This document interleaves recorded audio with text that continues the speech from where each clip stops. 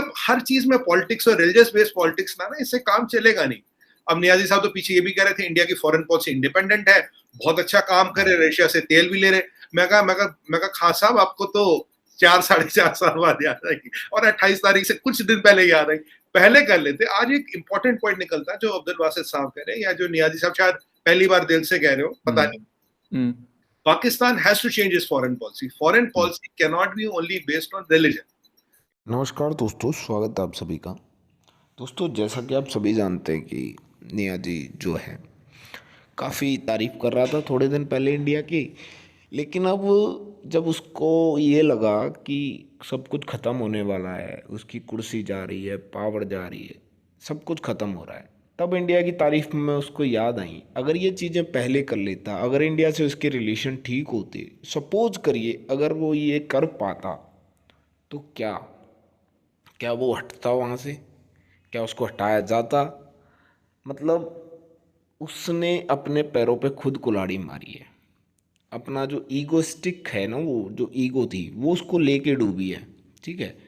और यही प्रॉब्लम है कि अब पाकिस्तान अनस्टेबल है और रहेगा जब तक कुछ पता नहीं क्या होगा। इसी कॉन्फ्रेंस की 2 रोज़ा 22nd एंड 23 मार्च को पाकिस्तान में उसी दिन 4 रोज़ा कॉन्फ्रेंस मुनक्किद की गई न्यू दिल्ली में इन्वेस्टर्स की, और उसमें से जो मेन लोग थे वो सऊदी अरेबिया और यूएई थे, क्योंकि ओआईसी में यहाँ पे भी वही लोग लीड कर रहे थे और वहां पे भी वो लोग लीड कर रहे थे।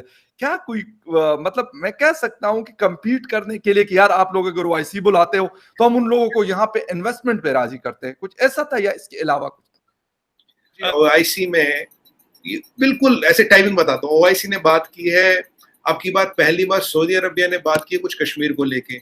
आपको याद होगा कि वैंगी ने भी कुछ कश्मीर का मेंशन किया था, एग्जैक्टली करेक्ट। और वहीं ठीक उसी दिन, उसके अगले दिन सऊदी अरब और यूएई वाले यहाँ आके इन्वेस्टमेंट करते हैं, कहते हैं यहाँ माहौल बिल्कुल ठीक है, कोई गम नहीं, माहौल का बहुत अच्छा काम है, हम सब लोगों से मिले, लोगों से मिले, कोई मसला नहीं जी, हम तो यहाँ पैसे लगा रहे हैं। वहां अब ये दिल्ली में बैठ के तो समझ आता है, उनका डिप्लोमेट के तो समझ आता है, वहां कश्मीर की सरजमीन पे बैठ के वहां इन्होंने मीडिया को इंटरव्यू दिया और सारे गल्फ न्यूज और काफी सारे जो मिडिल ईस्ट के बड़े बड़े न्यूज चैनल्स हैं उन्होंने काम कवर किया, दिखाया कि जिस वक्त की कॉन्फ्रेंस हो रही थी तो उसी दिन उन्होंने ये स्टोरी फाइल की 23 मार्च की।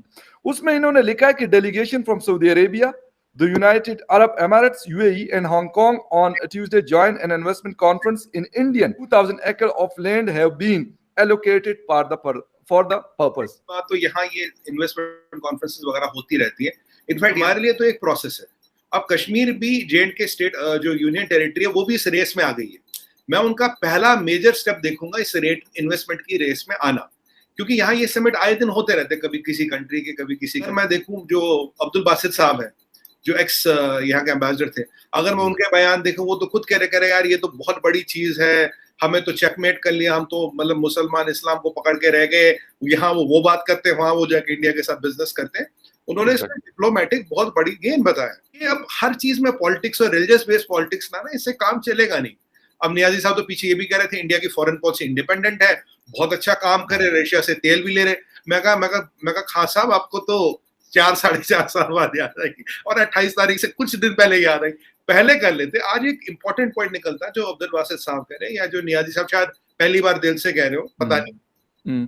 Pakistan has to change its foreign policy. Foreign policy can not be only based on religion. Absolutely right Sumit ji, बिल्कुल आपकी बात सही है। हमारा मसला ये, हालांकि हम फॉलो जो अगर करते हैं हमारे जो सबसे मुकद्दस मुकामात है तो वो सऊदी अरेबिया में है। तो देखिए अब मैं अरब वर्ल्ड की बात करूं, देखिए भाई साहब आप जानते हैं फखर भाई, आप और हम तो फिर भी एक अच्छी कंट्री में जहां फसल होती है, जहां पानी है। उनके यहाँ तो फसल भी नहीं है, पानी भी नहीं, जिंदगी मुश्किल है रेगिस्तान में, कोई आसान नहीं है। अगर उनको पता है यार पैसा तो चाहिए, जिंदा तो रहना, आप और हम तो चलो रोटी खा के नमक के साथ जिंदा रह लेंगे, वो कैसे रहेंगे? तो वो भी नहीं होता। अब देखो आप मेरे को घर पे बुलाओगे, खाना खिलाओगे, होटल में बिठाओगे, सब कराओगे, मैं एक फोटो भी खिंचाऊंगा, एक आध चीज आपकी तारीफ में भी बोल दूंगा, पर जब बाहर जाऊंगा things will change. This is exactly जो मैं आपके पीछे चैनल पे था, मैंने वही बोला था। मैंने कहा जैसे ये बाहर जाएंगे फोन करेंगे, तेल कब खरीद रहे हो, कितना खरीद रहे हो। अब ये 2 दिन में वही बात होगी। And I don't know what did I see, मतलब 2 दिन में फखर भाई वही बात हो गई। आप $5 मिलियन की इन्वेस्टमेंट की बात कर रहे हो, and this is on public forum. ये कोई मतलब ये हम ये क्लेम नहीं करें, इसके बाइट्स है, इसके वीडियोस अवेलेबल है, पूरे गल्फ के मीडिया ने कवर किया है। तो मैं ओवरऑल यही बोलूंगा कि Pakistan should change its foreign policy, high time. जो सेहत कार्ड है पाकिस्तान में, पहली दफ़ा एक फैमिली को 10 लाख रुपए दिया, मैं लोन्स दे रहा था, मैंने इंटरनेशनल कम्युनिटी के सामने जाके पाकिस्तान का इमेज अच्छा किया, मैंने नरेंद्र मोदी के खिलाफ बात की, मैंने कश्मीर के ऊपर जो किया, मैंने जंग ना होने दी, अभिनंदन को वापस भेज दिया, मैंने अपनी फॉरेन पॉलिसी को न्यूट्रल करने की कोशिश की, और मैं चाइना और रशिया गया, सारा मतलब ये सारा वो जो अपना एक गोरख धंधा है वो रखेंगे। लेकिन मेरा नहीं ख्याल कि इमरान खान साहब जो हैं वो कोई उनकी ये चीज़ें कामयाब होने वाली हैं, क्योंकि इमरान खान को एक चीज़ का तो पता चल चुका है कि उनकी पावर पार्लियामेंट में खत्म हो गई है। सो सड़कों पे तो आना ही नहीं है आपको, आपको तो पार्लियामेंट में चीज़ें मैनेज करनी है। अब वो पार्लियामेंट में चीज़ें मैनेज नहीं करते। अब पार्लियामेंटेरियंस हैं, उनके अपने पार्लियामेंटेरियंस हैं जिनको ये लिफ्ट नहीं कराते थे। बेसिकली प्रॉब्लम कहाँ से शुरू होता है? प्रॉब्लम यहाँ से शुरू होता है कि जब हमारी जो गवर्नमेंट होती है, वो समझती है ये इन पार्लियामेंटेरियंस की क्या औकात है, ये हमारे सामने ये 2-2 टके के parliamentarian, this is how they think, the top leadership think. और इमरान खान कहते हैं अब मैं इनसे रिक्वेस्ट करूँगा कि मुझे वोट दो, ये मेरे नाम पे पावर में आए हुए हैं, इनसे मैं जाके माँगूँगा वोट। तो ये बेसिकली एक अनडेमोक्रेटिक बिहेवियर है। वो समझते हैं ये क्या है, ये तो शायद पार्लियामेंटेरियन ना हो, कीड़े-मकोड़े हो गए जो जो है वो करें।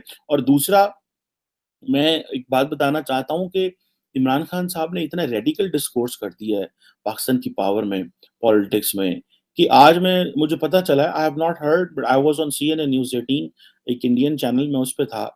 तो वहाँ पे आनंद एक एंकर है, तो मुझे वो बता रहे थे कि एक पाकिस्तानी सहाफ़ी ने एक ट्वीट की है, पाकिस्तानी सहाफ़ी ने, I think someone from Farooqui from समा न्यूज़ थे कोई, आई don't know him, may be जो वो कह रहे हैं ज़ाहिर बात है वो नेशनल टीवी पे कह रहे थे, यू मस्ट बी राइट। तो उन्होंने कहा जी कि पाकिस्तान के एक मिनिस्टर साहब हैं कश्मीर कमेटी के, अफरीदी, शहरयार अफरीदी साहब, उन्होंने कहा है कि अगर मेरा बस चले तो मैं पार्लियामेंट को ही उड़ा दूँ, ठीक है?